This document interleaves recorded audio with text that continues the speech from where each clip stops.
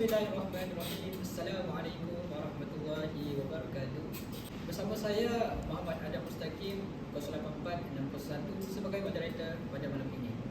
Baiklah, kita akan bersama 4 orang panel yang handsome lagi bijaksana pada malam ini. Baiklah, panel yang pertama Abdullah Qayyim bin Ghazali 085273. Baiklah, panel yang kedua Muhammad Syamil bin Muhammad Yusuf 084896. panel yang ketiga Muhammad Iskandar Zulkarnain dan Muhammad Aliza 085061. panel yang terakhir kita pada malam ini, panel yang keempat. Irsyad Najmuddin bin Muhammad Faizul 084977. Baiklah, itulah barisan panel-panel kita pada malam ini dan akan memberi pandangan mereka tentang buli dalam kalangan mahasiswa. Baiklah, sihat semua? Alhamdulillah. Baiklah, soalan yang pertama yang saya akan tujukan kepada panel satu. Apakah jenis-jenis buli yang kebiasaannya berlaku dalam kalangan mahasiswa maupun pelajar kolej dan sebagainya? Berdasarkan pengalaman saya, kebanyakan buli kat mahasiswa ni bukan buli fizikal tapi psikologi. Macam mana betul psikologi? Bagi contohnya, kita nampak yang berita yang dunia nampak macam dia dulu tengok budaknya kalau disebabkan dia aku, dia pun dah ada jenis snack. Lepas tu dia pun jenis betul lah. Dia pun buat ada. Itu antara salah satu lah yang ada kat mahasiswa dalam sekarang ni. Kat universiti dia sangkau benda tu. Bagi contoh, sebenarnya benar rasa macam tu. Bagi contoh, member aku nama Iskandar. Dia selalu buat macam tu kat aku. Tapi aku dah banyak lawan sekarang. Apa yang saya faham tentang panel satu ni, dia ingin beritahu tentang pelajar yang lemah atau pelajar yang nerd. Orang akan beri kesempatan pada dia untuk buli dengan cara biasanya buat kerja, menjadikan assignment macam tu lah. Kebiasaannya. Baiklah, terima kasih. Berdasarkan pengalaman saya macam tu lah. Baiklah, terima kasih saudara Qayyum. Apakah pandangan saudara Syamil tentang jenis-jenis buli yang kebiasaannya berlaku pada mahasiswa? Pada pandangan saya pula ialah betul-betul bully yang berlaku dalam kalangan mahasiswa ialah bully verbal, iaitu merendahkan, menyindirkan atau mengejek rakan. Dia mungkin terlihat remeh dalam kalangan pelajar tapi dia memberi kesan emosi kepada bangsa. Selain itu, ada juga seperti bully cyber yang berlaku di platform seperti media sosial seperti Instagram, TikTok dan WhatsApp. Itu saja dari saya. Seperti yang kita tahu lah, yang mengejek, yang menghina apa semua tu sejak kecil lagi kita terbiasa dengan perkara tersebut kan. Benda kamu lah. Dari bangku sekolah rendah naik ke sekolah menengah dan di universiti pun kita akan terbiasa buat perkara tersebut. Jadi kita di peringkat universiti ni kita sepatutnya perlu kurangkanlah sikap-sikap seperti itu. Baik, terima kasih saudara Syamil atas pandangan yang telah diberikan. Baiklah, kita akan teruskan ke soalan yang kedua. Saya ingin menanyakan kepada saudara Iskandar, soalan yang kedua, pada pandangan Iskandar, adakah buli cyber ni memberi kesan yang lebih teruk berbanding buli secara fizikal atau sebagainya? Ya, pada pandangan saya buli cyber ni memberi kesan yang teruk lah. Sebab apa? Dia boleh mengacau kesihatan mental. Buli cyber ni boleh berlaku bila-bila masa tanpa ada batasan masa. Sebab dia boleh tersebar dengan jangkauan tanpa batasan. Buli cyber ni boleh dikatakan 24 jam pun boleh. Ya.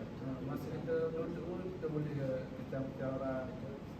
Kita boleh menjejaskan lah kesihatan mental dia pada pendapat saya lah. Ya.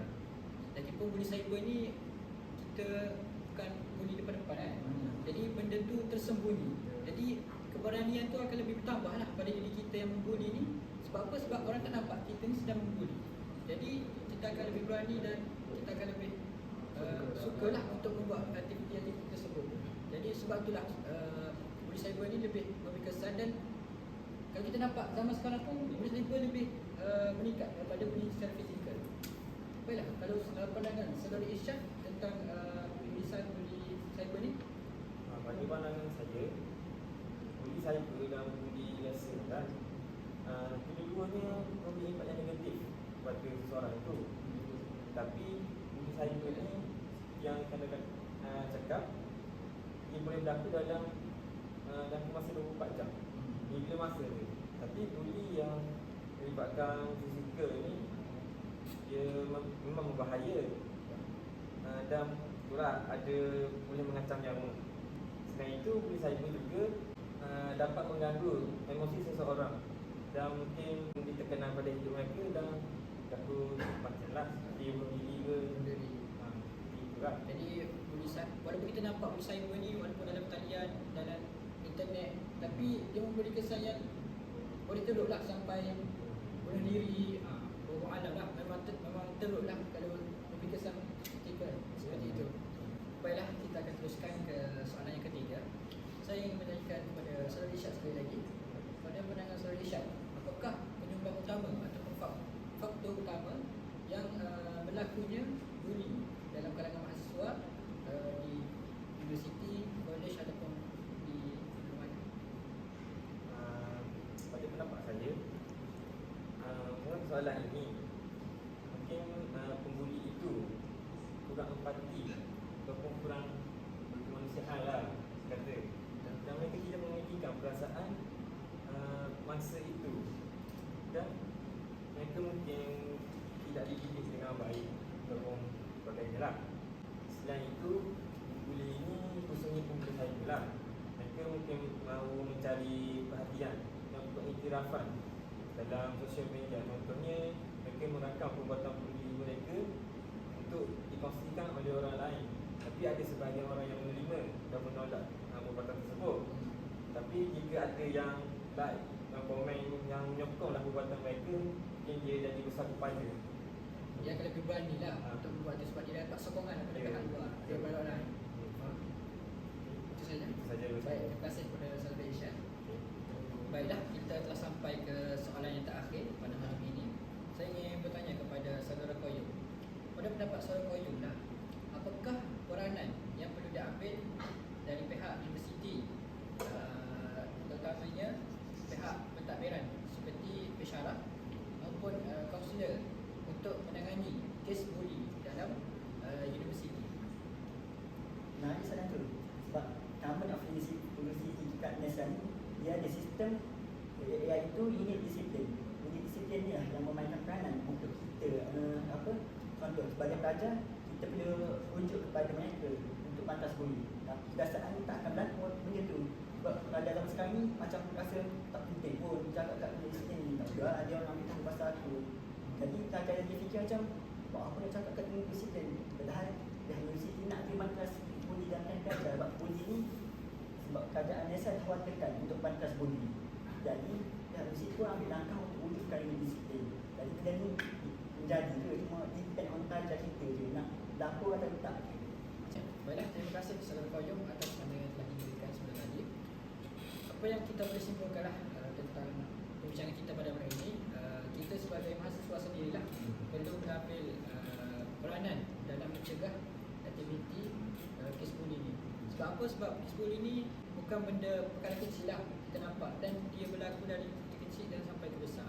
Jadi kalau kita tak menangani, mencegah, dia boleh memberi kesan sehingga kita ni tua. Bahkan orang tua sekarang pun masih dibuli, terutamanya di cyber lah, dalam media sosial. Jadi perkara ni perlu dicegah daripada awal lah. Itu saja, terima kasih kepada panel kita pada hari ini, panel Saudara Qayyum, Saudara Syafni, Saudara Iskandar dan Saudara Irsyad. Itu saja podcast kita pada malam ini. Assalamualaikum warahmatullahi wabarakatuh. Assalamualaikum warahmatullahi wabarakatuh. Nama saya Muaz, seorang pelajar yang menuntut ilmu di IPG Kampus Tengku Ampuan Afzan. Terima kasih kepada sahabat saya, Ani, yang sudi bertanya mengenai isu buli. Bagi pandangan saya, jika kita melihat daripada perspektif etika dan peradaban, buli sangat bercanggah dengan nilai masyarakat yang bertamadun kerana ia dapat menjatuhkan maruah seseorang dan menjejaskan hak asasi manusia. Bukan itu sahaja, buli juga dapat merosakkan keharmonian sosial yang mana ia sangat bertentangan dengan matlamat dan prinsip peradaban yang menekankan tentang kesejahteraan, keselamatan dan keluhuran akhlak dalam kehidupan masyarakat. Itu sahaja daripada saya. Terima kasih.